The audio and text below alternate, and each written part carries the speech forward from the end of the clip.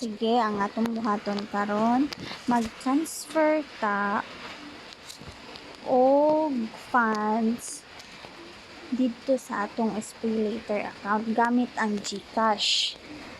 So first, ang atong buhaton tan-awon sa nako ang i-open sa nako ang Shopee.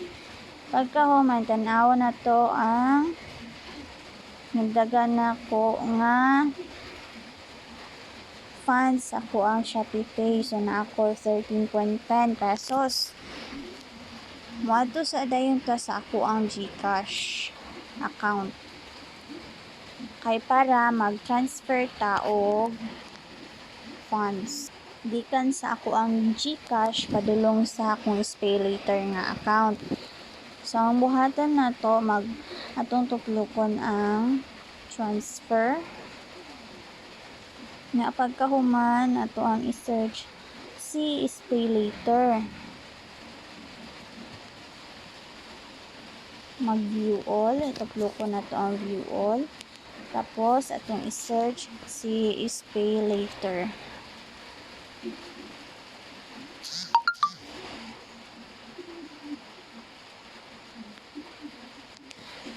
Naiyaha day nakabutang dito SPayLater Shopee Pay.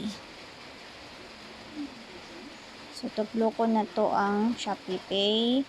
Pagkahuman atong ibutang ang desired amount na atong gusto mapadulong sa ato ang SPayLater account. So naaman ko bayro nun nga 1,100 ka pin. So ang ako nang ibutang sa akong SPayLater account is 12. Tapos sa imong SPayLater account, sa imong Shopee account, ang imuhang ibutang isang imuhang number na gigamit dito mo to imuhang account. So kung sa to number na imong gigamit sa imuhang Shopee account, mao to imuhang account number. So account name din yun, basa-basa ba, account name na natugusab daw bitong sa akong gibutang ko ang Shopee.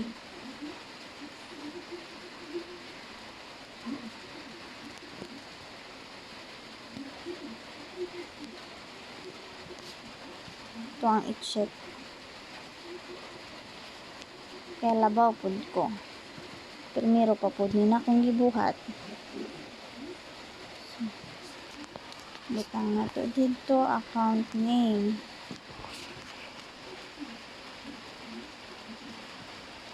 Kuha lang gikopya kung unsay naa dito sa ako ang header sa ako ang Shopee. At pagkahuman, kung unsay ito yung mag-register nga number, mao po ito yung may butang as account nimo. So diyan na. First time ko pa ning buhaton ra ba mag-screenshot sa ata. So send money, hello, kadlok ba. So sa ato ang makita diri na siya transaction fee nga 15 pesos as expected man din siya basta mag-bank transfer ka gamit ang InstaPay na yun siya fee nga 15 pesos every transaction. So ato ang i-check ang ato ang account kung tama ba ug ato ang i-confirm. Karon maghatag sila o mag-send sila og one-time pin. Dili gyud dapat ninyo i-kuan kana ang dili ninyo i-share inyong one-time pin. Nasa naman asa na to akong kuan kadaghan ba sa notification. 388-426 388-426 daw, check na to. Magid siya. So submit na to siya. O di na siya. Shop Ganarn! Pop up po dayon ang notification sa Shopee. So, mo na siya detalye.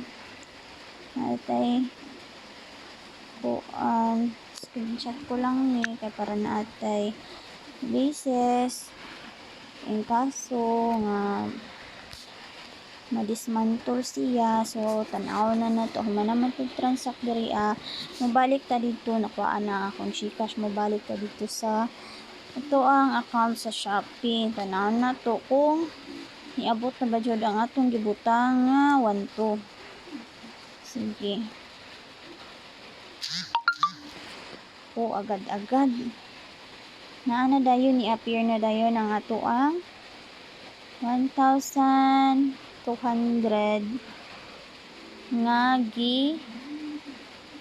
butang. Tapos natingala ko nganong naa siya'y makita ninyo ang akong gi-deposit is 1,200. Tapos ang katuang kaganina na amin ko 13.10 daan nga beginning balance. Naday gi-ads ko ang bonus ng 15 pesos.